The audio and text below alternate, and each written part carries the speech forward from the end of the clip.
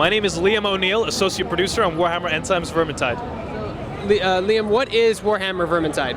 So Vermintide is a first-person co-op game set in the Warhammer Fantasy universe during an event called the End Times. So the End Times is like the foretold prophecy of the apocalypse of the world, and that's where we've chosen to set this game. So at the start of the game, you're going to play one of 5 different heroes, and you are going to be realizing that the town of Uberstrike is being invaded by the skaven. So you've got to try to fight back any way you can. So talk about this game. So Warhammer is known for its gritty, dark combat as well as its magic. Are you having that in the game as well? We're absolutely having magic. We've got a bright wizard, which is actually my favorite hero in the game. Crazy old lady who's an absolute pyromaniac, so she's going to be a lot of fun to play. But yeah, the dark and gritty side of Warhammer is really what we're trying to show off here. That's why the End Times is such a good fit. So this is not a game about saving the world. This is a game about understanding that everything is going to hell, and you've got to find your place and how to survive in that. So are there classes in the game, or are there loadouts? How does it work? So we have a bunch of different heroes. We've got 5 different heroes that have very different playstyles. So the combat is heavily focused on the melee, and it's a first-person game, so it's really going to put you right into the action. You can be killing, like chopping off heads, chopping off tails even of the skaven. But all of the different heroes have their own loadouts and their own weapons that they'll use. So if you're playing the dwarf, you're going to have your kind of weapons. If you're playing the elf, she has her own style. So they all kind of differ, but it's very much an action game more than an RPG. You know, there are elements of like a loot system, progression in that sense.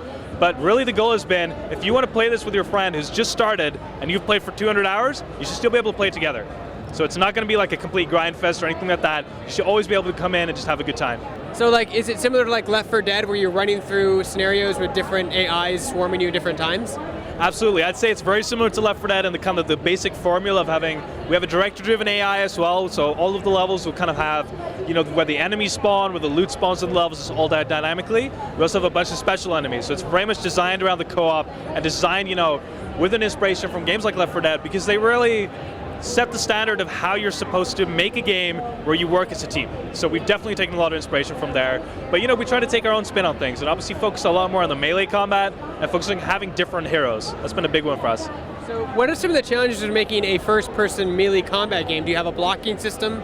We do have a blocking system, yeah. We've come from a background of having made a lot of melee combat games in the past. So we did a game called War of the Roses a couple of years ago, which really kind of set the stage for us in terms of teaching us about how to do melee.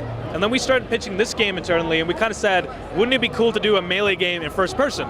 So the absolute trickiest part is getting the weight to feel right. Like when you hit an enemy, you have to feel that impact. When you're charging a swing, you know, you want to feel like if I've got a big 2-handed hammer and I'm charging in towards an enemy, it should feel heavy.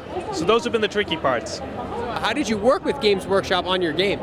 So the way that we started this game actually was, initially we were just looking at, we wanted to make kind of a medieval or fantasy game in first person, but we've always wanted to make a Warhammer game. So what happened was our creative director sent an email to the customer support at Games Workshop. He said, hey guys, you know, we make games, we have this cool idea, who do we talk to about that? And that kind of spiraled into, you know, us talking to Games Workshop and eventually making this game. So this is a game that we're developing ourselves, we're publishing it ourselves, but Games Workshop are there to help us make sure we can literally, you know, ensure the authenticity of Warhammer. So everything we make, like all of the writing, all the characters, the music, everything goes via them, but we still have the creative control to make our game. They're there to help us make sure that it feels properly Warhammer. For us, I mean, we're hardcore Warhammer fans. Our creative director, again, he competes and has won awards for painting armies.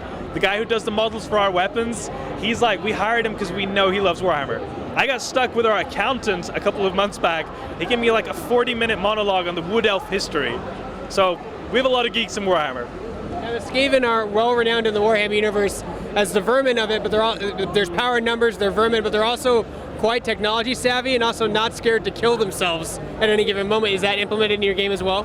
Life is cheap, is the Skaven saying that I love, and definitely. We have an enemy called a Rattling Gunner, which is a rat with a Gatling gun.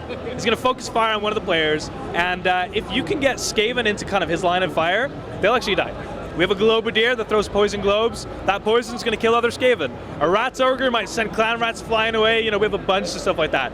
And it's fun to work with a race that isn't zombies. You know, they can really do a lot of crazy stuff. They're going to be swarming you all over the place. They can climb everywhere, spawn everywhere. You're never safe from the Skaven, and their strength is in their numbers. They're Also intelligent too. They can speak and do all that stuff. Definitely, they're going to insult you. I mean, it's got a lot of funny moments with the Skaven, and you know, if you approach a group of Skaven, they're actually going to kind of cower away if they feel like they don't outnumber you.